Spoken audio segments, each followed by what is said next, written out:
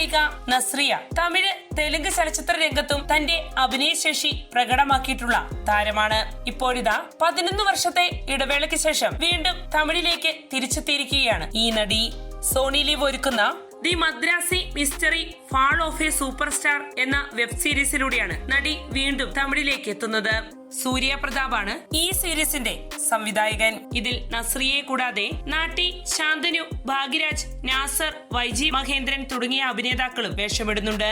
1940കളുടെ പശ്ചാത്തലത്തിൽ ഒരുക്കപ്പെട്ടിരിക്കുന്ന ഈ വെബ് സീരീസിൽ നസ്രിയ അവതരിപ്പിക്കുന്ന കഥാപാത്രത്തിന്റെ ഫസ്റ്റ് ലുക്ക് സോണി ലിവ് പുറത്തുവിട്ടു.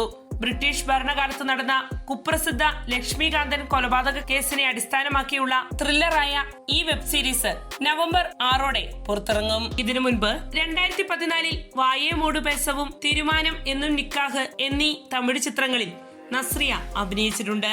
ഈ 2 ചിത്രങ്ങളും വൻ വിജയമായി മാറുകയും ചെയ്തു.